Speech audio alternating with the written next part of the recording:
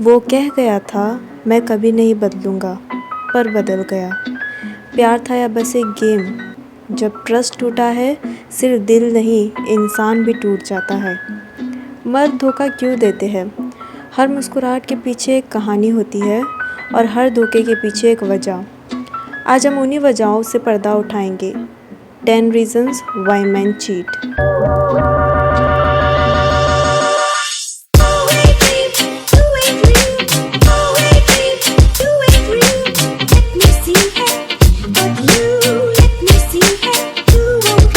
Hello दोस्तों, welcome back to my channel. आज हम बात करने वाले एक ऐसे टॉपिक पर जो थोड़ा सेंसिटिव है लेकिन इम्पॉर्टेंट भी। Why do man cheat? हाँ, सब नहीं करते, लेकिन जो करते हैं उनके रीज़न समझना ज़रूरी है। सो चलिए शुरू करते हैं। सबसे पहला रीज़न है इमोशनल डिस्कनेक्ट। जब रिलेशनशिप में इमोशनल कनेक्शन वीक हो जाता है तो बंदा बाहर कनेक्शन ढूंढने लगता है। वो किसी ऐसे इंसान की तरफ अट्रैक्ट हो जाता है जो उससे समझने की कोशिश करता है। सेकेंड पॉइंट है बोर्डम और लैक ऑफ एक्साइटमेंट। जब रिलेशनशिप में नएपन की कमी होती है, एक्साइटमेंट चली जाती है, तो कुछ लोग गलत रास्ते पर निकल जाते हैं just to feel something new. Third point is ego boost. कई बार चीटिंग का रीज़न होता है ईगो बूस्ट। जब किसी और का अटेंशन मिलता है तो बंदा खुद को ज़्यादा डिज़ायरेबल महसूस करता है और ये फीलिंग एडिक्टिव हो सकती है। फोर्थ पॉइंट हो सकता है अपॉर्चुनिटी प्लस सेल्फ कंट्रोल की कमी।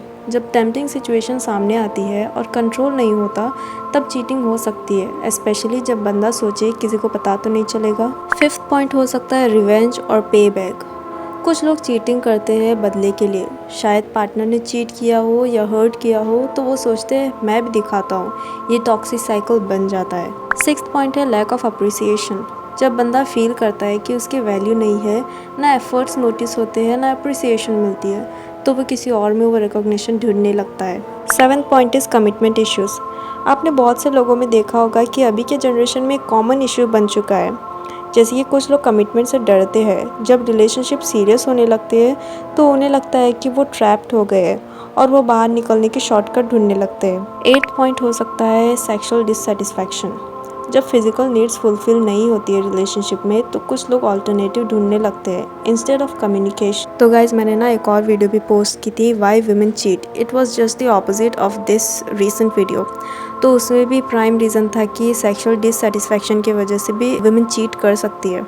बट पता नहीं एक लड़की को उससे क्या प्रॉब्लम होने लग गई and then she started saying कि जिस्म में सब कुछ नहीं होता है और जिस्म के लिए सब लोग चीटिंग नहीं करते हैं, सब लोग एक जैसे नहीं होते, कुछ और रीजंस भी हो सकते हैं। Yes, I accept that, okay.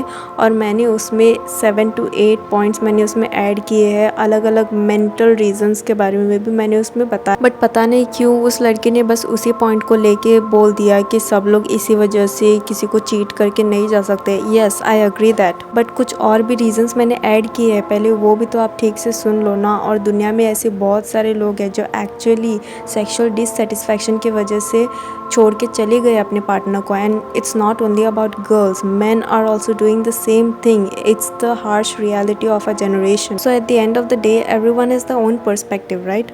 और सबको अपना ओपिनियन रखने का इक्वल हक है। तो let's get back to our topic. 9th point है इन्फ्लुएंस ऑफ फ्रेंड्स और कल्चर। कभी कभी पीयर प्रेशर या टॉक्सिक फ्रेंड सर्कल भी रीज़न होता है। सब कर रहे हैं तो तू भी ट्राई कर, ऐसी एडवाइस मिलती है। या मीडिया ग्लैमराइज करती है चीटिंग को as if it's cool, but it's not. 10th point है जस्ट बिकॉज दे कैन। ये लास्ट रीज़न है। जस्ट बिकॉज दे कैन का मतलब है कि कुछ लोग बस बाउंड्रीज तोड़ना चाहते हैं, उन्हें थ्रिल चाहिए होता है और वो कॉन्सिक्वेंसेस के बारे में थोड़ा भी नहीं सोचते हैं। तो दोस्तों, चीटिंग का कोई एक रीज़न नहीं होता, लेकिन याद रखो ट्रस्ट टूटने में सेकंड्स लगते हैं और उससे रीबिल्ड करने में साल भी कम पड़ते हैं। अगर किसी रिलेशनशिप में प्रॉब्लम है तो बात करो, समझो, लेकिन धोखा मत दो। और इधर एक बात याद रखना, I am not talking about all man but some man. तो वीडियो अच्छा लगा हो तो लाइक करो, शेयर करो और कमेंट में बताओ आपको कौन सा पॉइंट सबसे रिलेटेबल लगा है। See you in the next one. Take care and stay loyal.